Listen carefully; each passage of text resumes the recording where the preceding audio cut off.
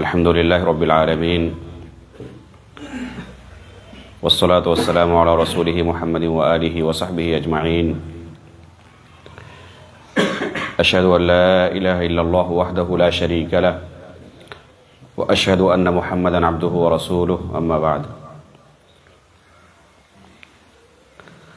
محترم ومكرم ذی وقار مشائخ کرام اور عزیز طلبہ، اللہ رب العالمین کا ہم شکریہ ادا کرتے ہیں کہ اللہ رب العالمین نے اپنے دین کی خدمت کے لیے ہمارا انتخاب فرمایا۔ اللہ رب العالمین کے ہم چنندہ بندے ہیں، عام لوگوں کی طرح اہل علم نہیں ہوتے۔ اللہ رب العالمین کا ارشاد ہے ثم اورثنا الکتاب الذین اصطفینا من عبادنا، اپنے کتاب کی خدمت کے لیے اللہ رب العالمین اپنے بعض بندوں کو چن لیتا ہے۔ اسی کو نبی صلی اللہ علیہ وسلم نے اپنی حدیث کے اندر بیان فرمایا ہے العلماء ورثۃ الانبیاء، کہ علماء یہ انبیاء کے وارث ہوتے ہیں۔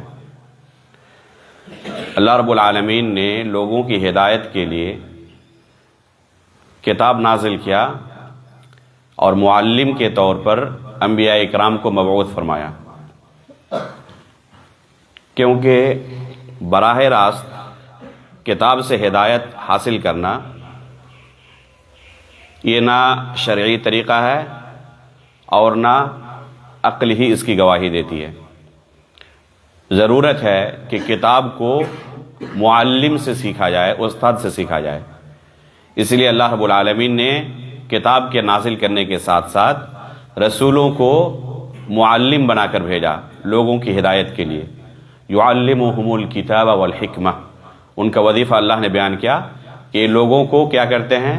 حکمت کی اور کتاب کی تعلیم دیتے ہیں۔ تو انبیاء اکرام معلمین تھے۔ ان کے سلسلے کے منقطع ہونے کے بعد، نبی صلی اللہ علیہ وسلم کی وفات کے بعد یہ سلسلہ منقطع ہو گیا۔ اب قیامت تک یہ جو انبیاء کا مشن تھا، ان کی ذمہ داری تھی، ان کی ڈیوٹی تھی لوگوں تک دین کو صحیح صورت میں پہنچانا، اب یہ علماء اکرام کی ذمہ داری ہے۔ یہی معنی ہے العلماء ورثۃ الانبیاء کا۔ یہ علماء امت کے لیے معلم کے مثل ہیں، یہ لوگوں کو دین کی تعلیم دینے والے ہیں، اور معلم بننے سے پہلے متعلم بننا ضروری ہے۔ اللہ کے فضل و کرم سے اللہ رب العالمین نے ہمارا اور آپ کا اس کام کے لیے انتخاب کیا، اس لیے ہم اللہ رب العالمین کا شکریہ ادا کرتے ہیں۔ جہاں یہ عظیم شرف کی بات ہے کہ اللہ رب العالمین نے ہمارا انتخاب کیا اور یہ مقام و مرتبہ عطا کیا، وہیں یہ بہت عظیم ذمہ داری اور ڈیوٹی بھی ہے، یہ بہت بڑی امانت بھی ہے کہ ہم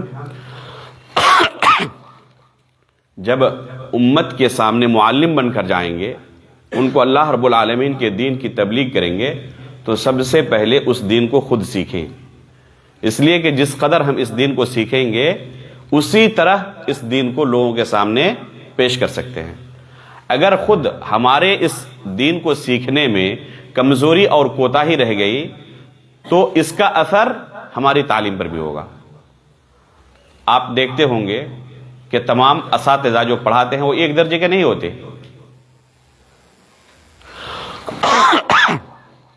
ان میں سے بعض بہت متمیز ہوتے ہیں اور بعض اس درجے کے نہیں ہوتے۔ تو یہی حال آپ کا بھی ہونے والا ہے جب آپ لوگوں کے سامنے جائیں گے لوگوں کو دین سکھانے کے لیے۔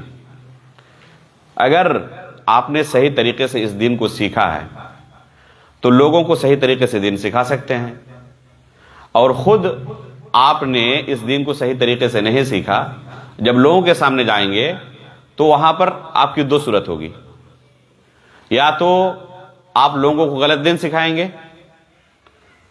اگر غلط طریقے سے اجتہاد کرنا آپ نے کوشش کیا، شروع کیا، یا پھر آپ اگر اللہ رب العالمین کے خوف سے اس چیز سے بچنا چاہیں گے تو پھر آپ کو خاموشی اختیار کرنی پڑے گی اور وہاں پر اللہ عالم اور لا ادری سے کام چلانا پڑے گا. لیکن حقیقت میں لوگوں کو فائدہ ہوگا نہیں. دونوں صورتوں میں لوگوں کو فائدہ کس صورت میں ہوگا؟ جب آپ ان کو صحیح دین کی تبلیغ کر سکیں، اس صورت میں لوگوں کو فائدہ ہوگا. اس لیے یہ بہت بڑی ذمہ داری ہے جو ہمارے کندھوں پر ہے. اللہ رب العالمین کی توفیق سے آپ یہاں پہنچے ہیں. بڑی خوشی ہوئی اس جامعہ کو دیکھ کر. اس کے بارے میں الحمدللہ ذکر خیر کافی پہلے سن چکا تھا اور جتنا سنا تھا اس سے کہیں زیادہ پایا. طلباء کی تعداد اور ماشاءاللہ ان کا رہن سہن، مشائخ اور اساتذہ کی ٹیم پوری دیکھ کر بڑی خوشی ہوئی. اللہ رب العالمین اس حوصلے کو جمع رکھے اور اللہ رب العالمین آپ لوگوں کو امت کے لیے معلم بنا کر کما حقہ، ایک معلم کی جو صفات ہونی چاہیے ان تمام صفات سے لیس ہو کر ان کے درمیان خدمت کی توفیق عطا فرمائیں. عزیز طلبہ، ہر کام کو سیکھنے کے اصول و ضوابط ہوتے ہیں. دنیا بھی کوئی کام آپ سیکھنا چاہیں تو اس کام کو کرنے کے لیے بھی آپ کو پہلے ٹریننگ کی ضرورت پڑتی ہے، اسے سیکھنے کی ضرورت پڑتی ہے. یہ جو بلڈنگ بنی ہے، جن لوگوں نے بنایا ہے، جو مستری تھے، جو مزدور تھے، وہ بھی اس کام کو پہلے سیکھے ہیں، اس کے بعد اس بہترین انداز میں وہ نتیجہ دے سکے ہیں. اللہ رب العالمین کے دین کو آپ سیکھنے کے لیے آئے ہیں، اس لیے اس کے لیے آپ کو اسی طرح محنت کی ضرورت ہے. تب آپ حقیقت میں اس کو سیکھ سکتے ہیں صحیح طریقے سے اور اس کے حق کو ادا کر سکتے ہیں. آپ ماشاءاللہ دن و رات قال اللہ اور قال الرسول کے درمیان رہتے ہیں، خود پڑھتے ہیں کہ اس دین کو، اس علم کو سیکھنے کے اصول و ضابطے کیا ہیں. سب سے پہلی چیز، کسی چیز میں اگر اخلاص نہ رہے، تقوی نہ رہے تو یہ وبال جان ہے. یہ علم جس قدر شریف ہے اور جس قدر اس کا مقام و مرتبہ ہے، اگر اس میں ہم مخلص نہ رہیں، اخلاص نہ رہے ہمارے اندر، تو پھر یہی ہمارے لیے وبال جان بھی ہو سکتا ہے. اس لیے سب سے پہلے اخلاص ضروری ہے. اخلاص حاصل کرنے کے طلب علم کے اندر 4 طریقے ہیں. پہلا طریقہ یہ ہے کہ دین کے مسائل کو ہمیں خود سیکھنا ہے اور اپنے اندر جو دین کے متعلق جہالت ہے، بے شمار مسائل کے تعلق سے ہم نہیں جانتے، پہلے ان چیزوں کے تعلق سے ہمیں علم حاصل کرنا ہے، جاننا ہے، سیکھنا ہے. دوسرا مرتبہ کہ جو علم ہم نے سیکھا ہے اس سے لوگوں کو بھی آگاہ کرنا ہے، اس دین کو لوگوں تک پہنچانا ہے، یہ آپ کی نیت ہونی چاہیے. تیسرا مرتبہ ہے کہ خود اس پر عمل بھی کرنا ہے. ایسا نہیں کہ ہم نے صرف یہ دین سیکھا ہے، یہ علم سیکھا ہے دوسروں کے لیے، صرف دوسروں کو نصیحت کرنے کے لیے، جب خود عمل کی بات آتی ہے تو سب سے پیچھے نظر آئیں. ایسا نہیں ہونا چاہیے. اگر اس طرح ہے تو گویا کہ ہمارے اخلاص کے اندر خلل ہے. اور چوتھی چیز ہے کہ اس علم کی حفاظت کریں. جو علم آپ نے حاصل کیا ہے اس علم کی حفاظت ضروری ہے. اگر اس علم کی آپ نے حفاظت نہیں کی تو گویا کہ اخلاص کے اندر خلل ہے. علم کی حفاظت کیسے ہوگی؟ بار بار اسے پڑھنے، تکرار اور مراجعہ کرنے سے. ابھی آپ جس مرحلے میں ہیں اس مرحلے میں آپ کے لیے کوئی رکاوٹ نہیں ہے، ہر چیز آپ کے لیے جائز ہے ابھی طلب علم کے راستے میں. لیکن آہستہ آہستہ جیسے آپ بڑے ہوں گے اور آپ ایک اسٹیپ اور ایک مرحلہ طے کرتے جائیں گے، اسی طرح آپ کے لیے بہت ساری پابندیاں لگتی جائیں گی. سماجی پابندیاں جو حقیقت میں شرعی طور پر تو پابندی نہیں ہے، لیکن سماج کا اور معاشرے کا ایک ایسا تانا بانا بن چکا ہے کہ لوگ عموماً ان کو پابندیاں شمار کرتے ہیں اور پھر بہت سارے راستے خود اپنے لیے بند کر لیتے ہیں. ابھی آپ کے لیے تمام راستے کھلے ہوئے ہیں. آپ چاہے کسی استاد سے پوچھیں یا کسی دوسرے ساتھی سے پوچھیں، کسی مسئلے کا علم نہیں ہے تو آپ کے لیے کوئی حرج نہیں ہے. لیکن ایک زمانے کے بعد آپ استاد بن جائیں گے، اس وقت پھر لوگ عار محسوس کرتے ہیں کہ کہ طلبہ سے ہم کیسے جا کے پوچھیں کسی مسئلے کے تعلق سے، یا اپنے ہی ساتھیوں سے کیسے جا کے پوچھیں۔ ابھی آپ کے لیے مجال مفتوح ہے، نہ آپ کے اوپر کوئی ذمہ داری ہے دنیا کمانے کی، نہ پیسہ کمانے کی ذمہ داری ہے۔ ہو سکتا ہے کہ اکثر و بیشتر لوگ غیر شادی شدہ ہی ہوں، گھر بار چلانے کی ذمہ داری نہیں ہے آپ کے اوپر، الحمدللہ مدرسے کے اندر رہنے کے لیے جگہ مل چکی ہے، اور کھانے وغیرہ سے بھی الحمدللہ اس مرحلے میں کوئی ٹینشن نہیں رہتا۔ لیکن آہستہ آہستہ بہت ساری پابندیاں آپ کی زندگی کے اندر جڑتی جائیں گی، پھر اس وقت آپ کے لیے وقت نکالنا مشکل ہوگا۔ آپ کے پاس ابھی کوئی کام نہیں ہے سوائے پڑھنے کے، یہی ایک کام ہے جو آپ سے ابھی طلب کیا جا رہا ہے، اس کے علاوہ کوئی دوسرا کام نہیں آپ کا۔ جو ضروریات ہوتی ہے زندگی کی، سونا ہے، کھانا ہے، قضاء حاجت ہے اور نماز ہے، بس اس کے علاوہ جو بھی وقت آپ کا بچتا ہے اسے طلب علم میں لگا دیں۔ اس کے علاوہ جو بھی وقت بچتا ہے اسے طلب علم میں لگا دیں۔ باقی جو دوسرے کام ہیں اسے انہیں مؤخر کر دیں، وہ زندگی میں ہوتے رہیں گے۔ لیکن سب سے اہم کام آپ کا کیا ہے؟ سب سے اہم کام آپ کا ابھی طلب علم ہے، اس کے علاوہ زیادہ اہم کام کوئی نہیں ہے۔ جیسے کہ اگر کسی کو قضاء حاجت کی ضرورت محسوس ہو جائے تو وہ تمام کاموں کو مؤخر کر دیتا ہے، جو بھی ضروری کام ہو۔ اگر کسی کو حمام جانے کی، ٹوائلٹ جانے کی ضرورت ہے تو اس وقت کیا دوسرے کاموں کو اس پر فوقیت دیتا ہے؟ نہیں، اس لیے کہ اس وقت سب سے ضروری کام اس کے لیے وہی ہے، اس سے زیادہ کوئی ضروری کام نہیں ہے۔ یہی حالت ابھی آپ کی ہے کہ آپ کے لیے سب سے ضروری کام کیا ہے؟ علم حاصل کرنا، اس سے زیادہ ضروری کام کچھ بھی نہیں ہے۔ اس لیے جو بھی وقت آپ کو ملا اس کو غنیمت سمجھیں، یہ معمولی وقت آپ کو نہیں ملا ہے۔ 24 گھنٹے ہوتے ہیں جن میں سے کچھ گھنٹے آپ استاد کے ساتھ کلاس روم میں مقید ہوتے ہیں، بلکہ کلاس روم کے اندر بھی آپ چاہیں تو بہت کچھ پڑھ سکتے ہیں ان اوقات میں جن اوقات میں استاد نہیں ہوتے۔ جو کلاس کا وقت ہے، پورے اوقات میں استاد ہمیشہ آپ کے ساتھ نہیں رہتے، استاد نکل رہے ہیں، آ رہے ہیں، ناشتے کی گھنٹی ہے، 2 گھنٹیوں کے درمیان ہو سکتا ہے کہ کچھ وقفہ ہو، تو اس طرح کے اوقات کی قدر کریں۔ ایک طالب علم کی زندگی میں سب سے قیمتی چیز وقت ہے، اس سے زیادہ کوئی قیمتی چیز نہیں ہے۔ اگر آپ نے وقت کی حفاظت کی اور ایک ایک منٹ سے فائدہ اٹھانے کی کوشش کی تو انشاءاللہ اللہ رب العالمین آپ کو آپ کے مقصد کے اندر کامیاب کرے گا، اور ایسے طلبہ کو اللہ رب العالمین کبھی بھی خائب و خاسر نہیں چھوڑتا، جو حقیقت میں اخلاص کے ساتھ اس دین کو سیکھنا چاہتے ہیں، لوگوں کو سکھانے کے لیے، خود عمل کرنے کے لیے، اور محنت بھی کرتے ہیں، تو اللہ کی طرف سے خصوصی مدد ہوتی ہے ایسے طلبہ کے اوپر۔ ایسی مدد ہوتی ہے کہ آپ تصور نہیں کر سکتے کہ کیسی مدد اللہ کی طرف سے آپ کے لیے ہوئی رہی۔ اللہ تعالیٰ نے کیا کہا قرآن کریم کے اندر؟ اقرأ وربک الاکرم۔ لفظ اکرم یہ کون سا صیغہ ہے؟ یہ بتائیں۔ افعال التفضیل کا صیغہ ہے۔ کریم اللہ رب العالمین کا نام ہے، کریم بہت ساری جگہوں پر آیا ہوا ہے قرآن میں۔ اکرم کا صیغہ قرآن میں صرف ایک ہی مرتبہ آیا ہے، وہ کہاں پر آیا ہے؟ اقرأ کے ساتھ۔ تو اللہ رب العالمین حقیقت میں اخلاص کے ساتھ دین کو سیکھنے والوں اور پڑھنے والوں کے لیے کریم نہیں اکرم ہے۔ آپ پہلے کوشش تو کریں، اللہ کی ایسی مدد ہوگی اور اللہ تعالیٰ ایسے لیے آپ کے لیے علم کے راستے کو کھول دے گا کہ آپ تصور نہیں کر سکتے۔ یہ جو سلف صالحین کی زندگی میں ہم پڑھتے ہیں، حافظ ابن حجر رحمہ اللہ کی زندگی آپ اٹھائیں، کتنی کتابیں انہوں نے لکھی۔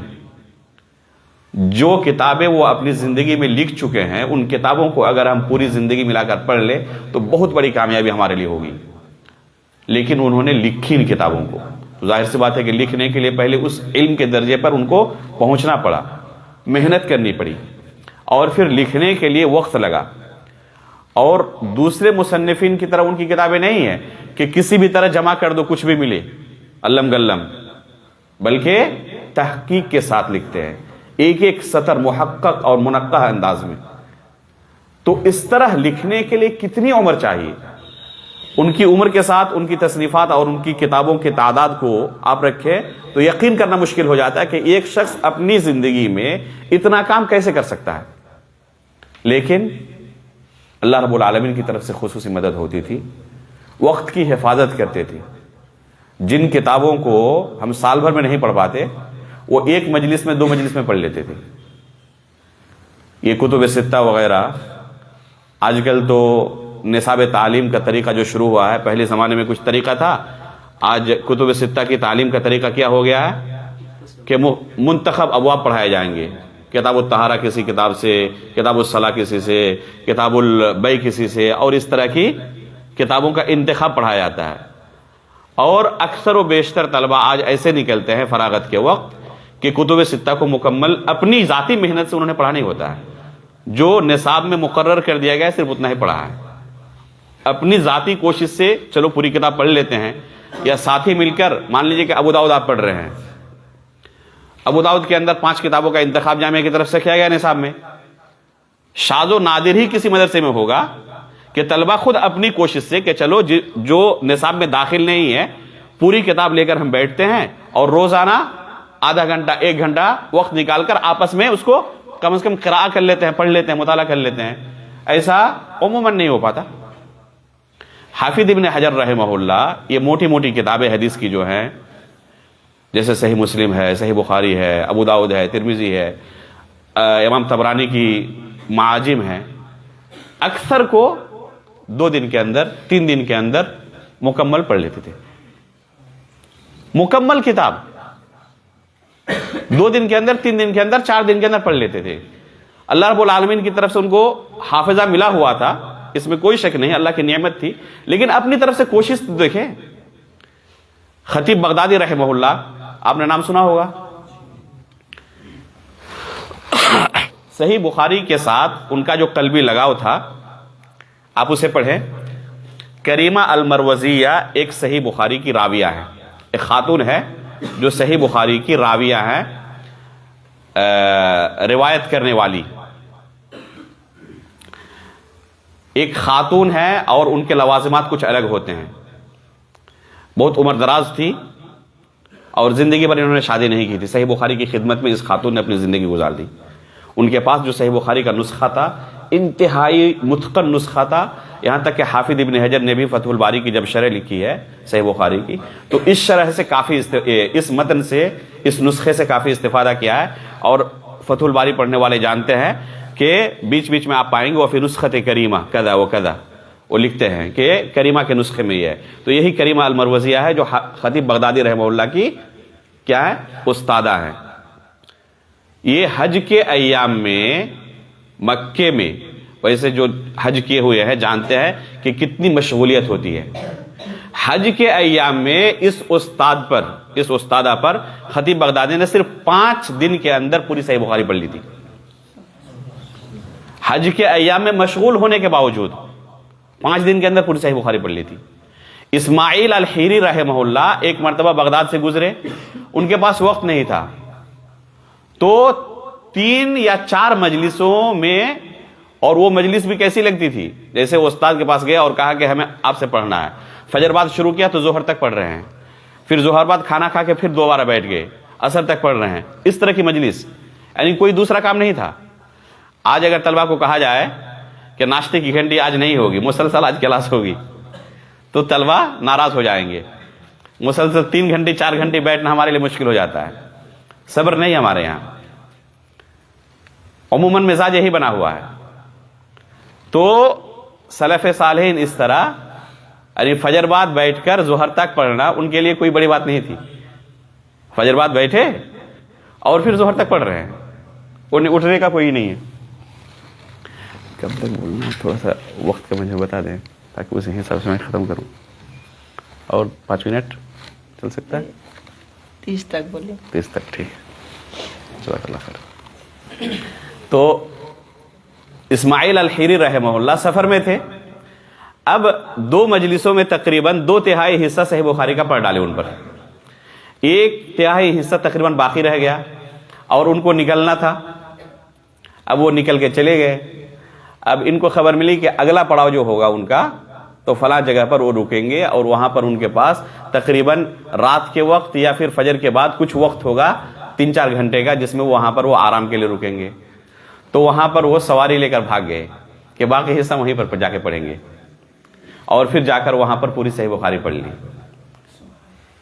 تو اس طرح وقت کی حفاظت کرتے تھے اور پڑھ لیتے تھے۔ پڑھنے والے اگر چاہیں بہت کچھ کر سکتے ہیں، وقت بچا بچا کر۔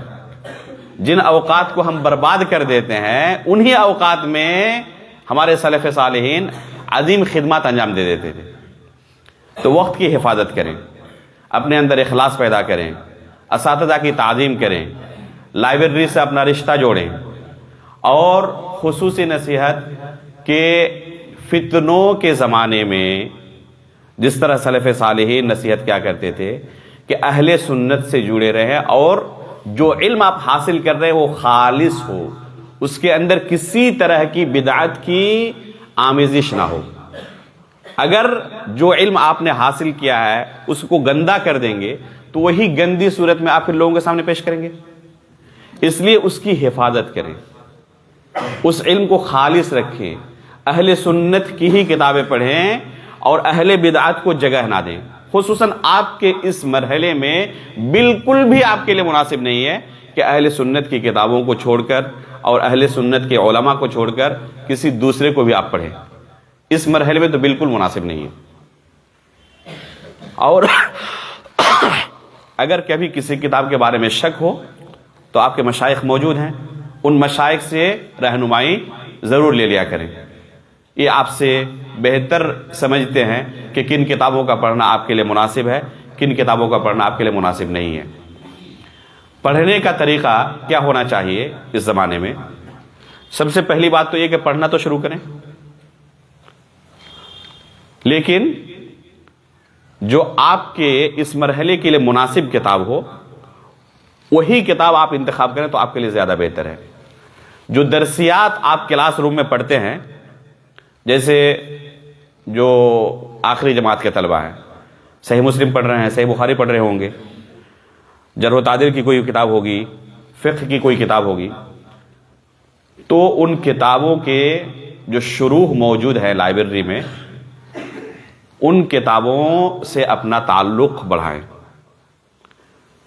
کلاس میں ایک استاد تمام چیزوں کو آ کر پیش نہیں کر سکتے، وقت کے ساتھ وہ بندھے ہوتے ہیں اور مادے کے ساتھ وہ بندھے ہوتے ہیں، ہر چیز کو پیش نہیں کر سکتے، بلکہ طلبہ کو ہر چیز اگر دیں تو ان کے لیے بھی بڑی پریشانی ہوتی ہے، وہ سوچتے ہیں کہ امتحان میں یہ مشکل ہو جائے گا ہمارے لیے۔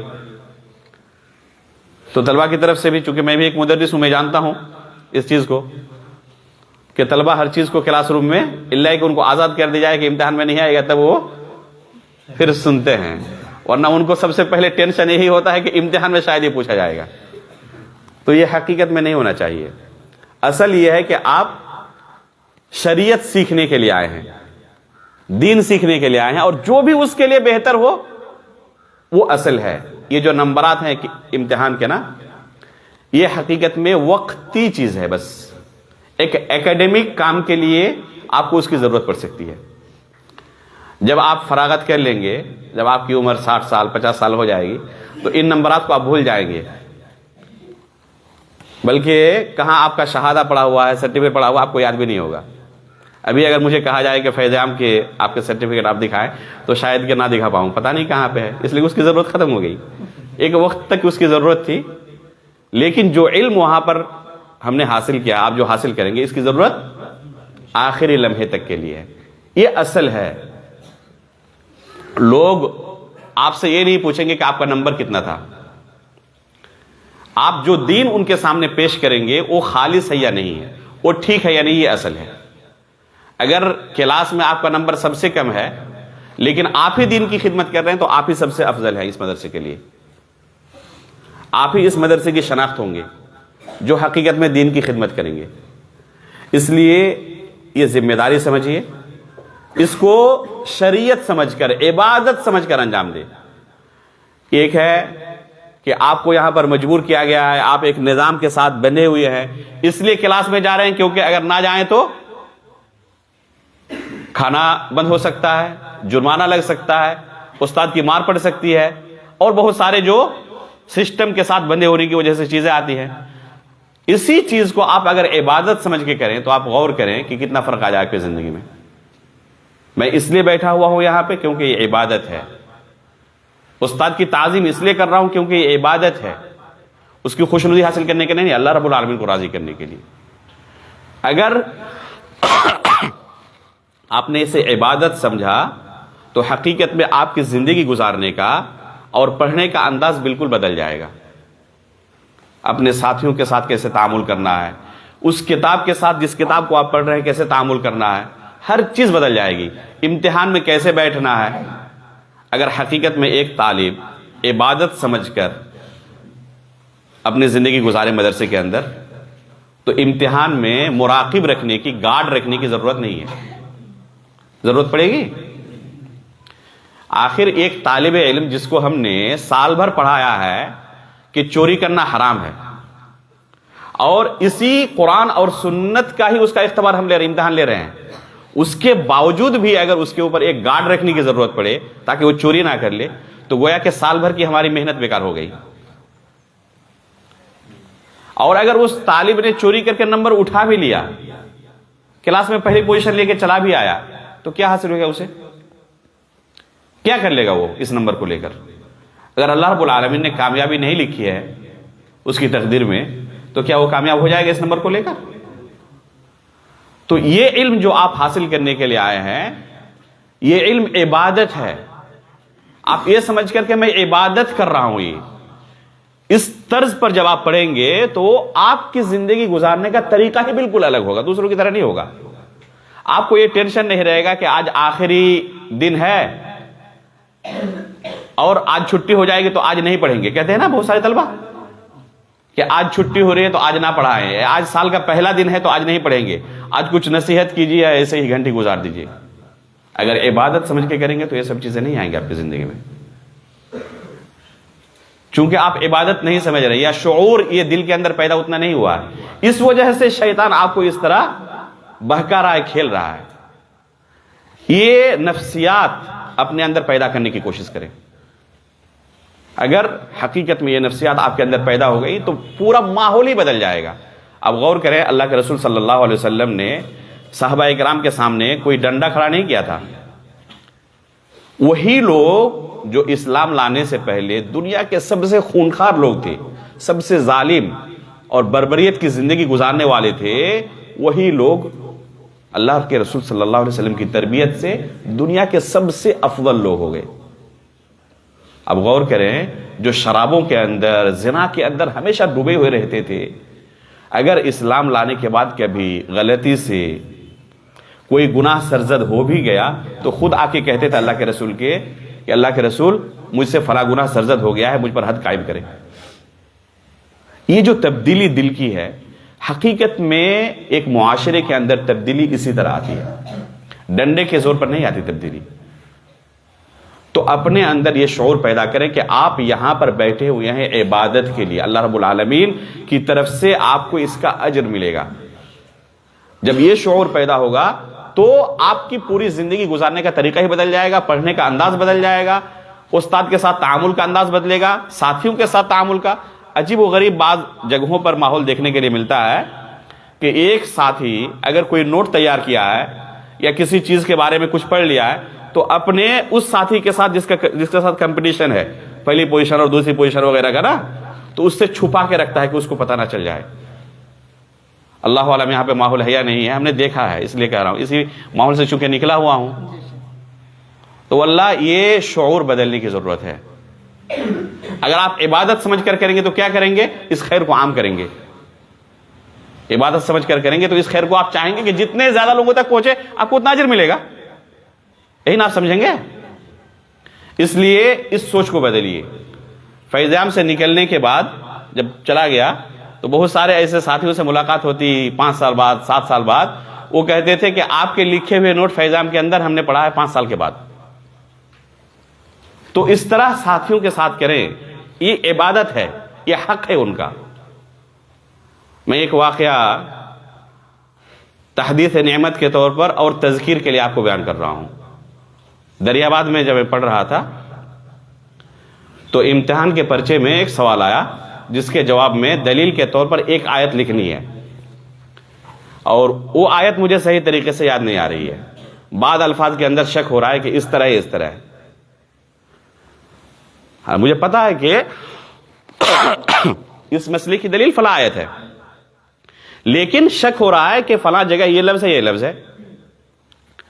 اب میں ڈر رہا ہوں کہ اس طرح لکھوں اور نہ ہو تو اللہ کے پاس پکڑا جا سکتا ہوں. جان بوجھ کر غلطی کرنا، قرآن کی آیت کو بدلنا بہت بڑا مسئلہ ہے. گرچہ شک و شبے کی برابر ہی لکھ رہا ہوں، متردد رہا بہت دیر تک کہ اس کو لکھوں یا نہ لکھوں. نہ لکھنے سے نمبر کٹ جائے گا، لکھنے سے نمبر استاد تو دے ہی دیں گے اگر گرچہ کچھ ہی ہو تو. لیکن اصل مقصد یہ امتحان نہیں ہے. جب امتحان میں آپ داخل ہوتے ہیں امتحان حال میں، تو آپ کے ساتھ دو امتحان چل رہا ہوتا ہے. ایک وقتی امتحان جس کا ابھی رزلٹ ملنے والا ہے اور جس کو آپ تھوڑی دنوں کے بعد بھول جائیں گے اس رزلٹ کو. ایک دوسرا امتحان چل رہا ہوتا ہے جس کا رزلٹ اللہ کے پاس ملنے والا ہے، اور وہ ہمیشہ ہمیش کے لیے آپ کو نفع یا نقصان دینے والا ہے. تو میں نے اپنے ایک استاد کو بلایا، شیخ عبد الوارث اثری حفظہ اللہ کو، کہ مسئلہ یہ ہے اور دلیل مجھے پتا ہے کہ فلاں آیت ہے، لیکن فلاں لفظ کے اندر شک ہو رہا ہے، کیا کروں، میں متردد ہوں. تو شیخ نے اشارہ کیا کہ یہ امتحان چھوٹا امتحان ہے، وہ امتحان بڑا ہے. اس کو چلے گئے، میں نے خالی رکھ دیا اس کو کہ ضرورت نہیں اس نمبر کی مجھے، یہ نمبر وقتی ہے. مدینہ گیا، وہاں پر پہلا امتحان جو تھا، استاد تقریباً ہم لوگ 1 مہینہ لیٹ پہنچے تھے، اور جانے کے 1 ہفتے بعد ہی اعمال ثنا کا وہاں سسٹم رہتا ہے.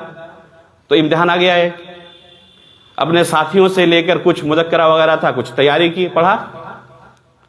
لیکن چونکہ استاد سے نہیں پڑھ پایا تھا ڈائریکٹ، اور وہ بھی عربی سے ڈائریکٹ پڑھنے کا طریقہ پہلی بار پڑھا تھا، سابقہ پڑھا تھا. گرچہ دریاباد میں کچھ اس طرح اساتذہ پڑھاتے تھے عربی میں، لیکن اس طرح عربی ماحول میں عربی اساتذہ سے یہ نہیں تھا.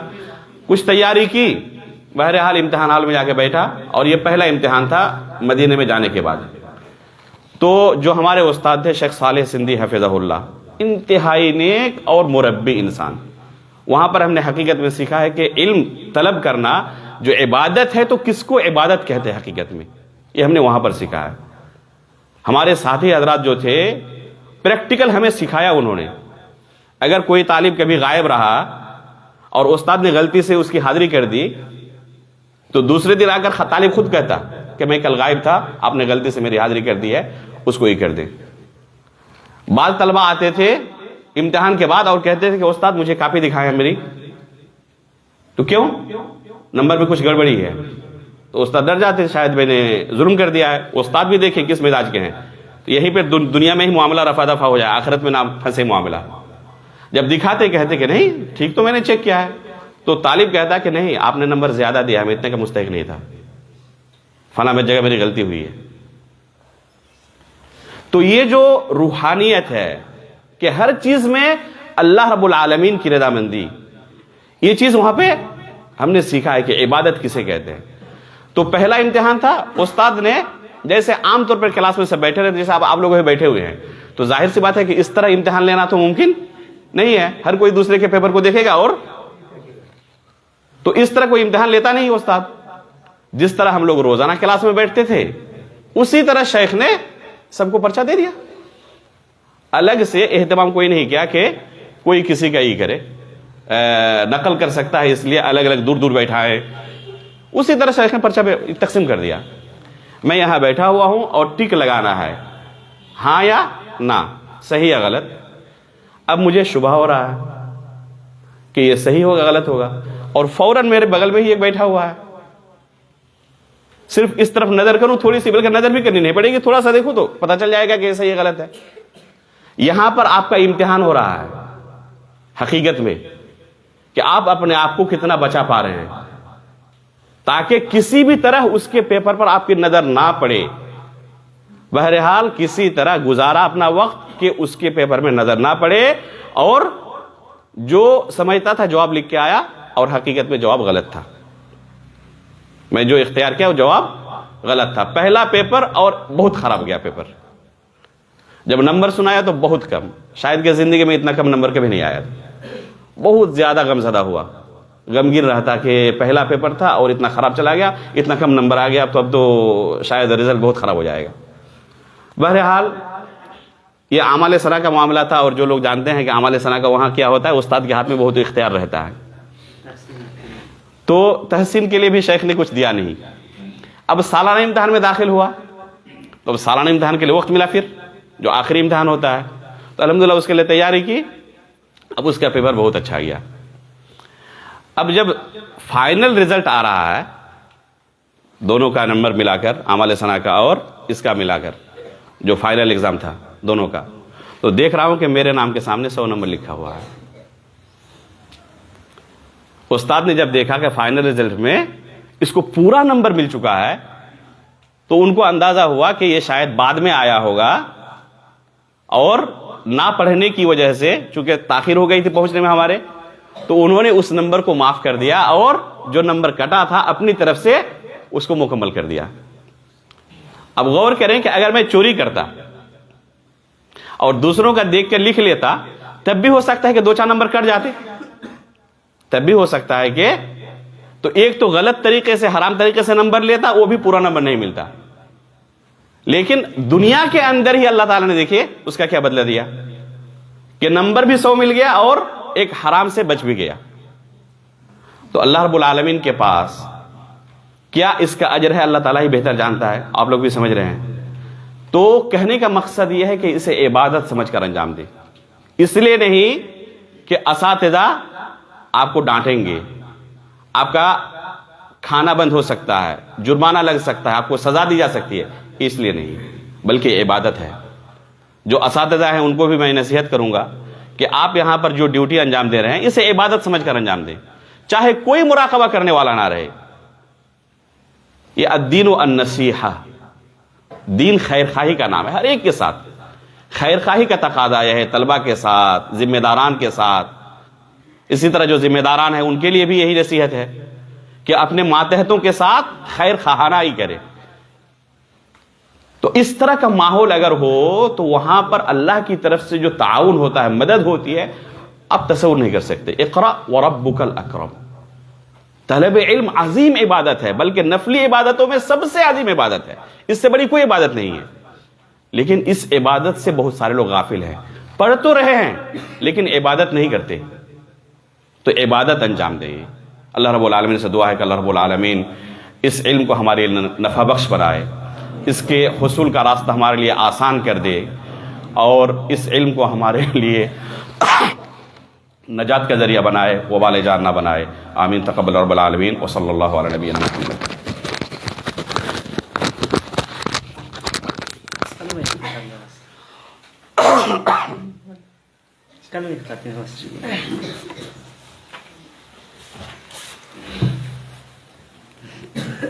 আলহামদুলিল্লাহ,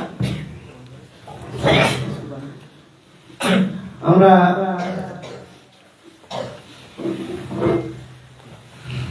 এতদিন যাবৎ হয়তো শিক্ষক হিসাবে এখানে আছি, তো শায়েখের এই মজলিসে না বসলে হয়তো অনেক কিছু শূন্যতায় থেকে যেত। অন্তর থেকে শায়েখের জন্য দোয়া করছি। আজকে তোমরা কতটা শিখলে আমি বলতে পারবো না, কিন্তু আমি অনেক কিছু শিখেছি। আশা করছি আল্লাহ এখান থেকে তোমাদেরও অনেক কিছু শেখার মতো তৌফিক দিয়েছেন এবং তোমরা সেগুলো আমলে বাস্তবায়ন করবে। শায়েখের জন্য অন্তর থেকে দোয়া করছি এবং ওনারা সালাফিয়া মাদ্রাসার পক্ষ থেকে অন্তরের অন্তঃস্থল থেকে ধন্যবাদ জানাচ্ছি যে আমাদের জন্য এত সুন্দর একটি নসিহতমূলক আলোচনা সভা যেটা আমরা করতে পেরেছি। ইনশাআল্লাহ দাওরা জামাতের ছাত্র তোমরা বলেছিলে যে আমরা শায়েখের সঙ্গে একটু কথা বলবো, তো আসরের সালাতের পরে তোমরা চলে যাবে মেহমান রুমে, আর মাগরিবের সালাতের পরে আমভাবে গ্রামের কিছু ব্যক্তিরা থাকবে, আর খুব সংক্ষেপে আমরা একটা শায়েখের একটা বিষয়ের উপরে একটা আলোচনা সভা হবে। তারপরে ইনশাআল্লাহ আমরা আমাদের বাকি প্রস্তুতি ওখানেই সম্পূর্ণ করবো ইনশাআল্লাহ। আমরা আশায় রইলাম, আল্লাহর কাছে দোয়া করছি আল্লাহ যেন আমাদের এই উপস্থিতিটাকে জান্নাতের পাথর হিসাবে কবুল করেন এবং আমাদের এগিয়ে যাওয়ার মাধ্যম করেন। আমরা যেন এখান থেকে শিক্ষা নিয়ে নিজেকে সংশোধন করে যেন এগিয়ে যেতে পারি, আল্লাহ তৌফিক দান করেন।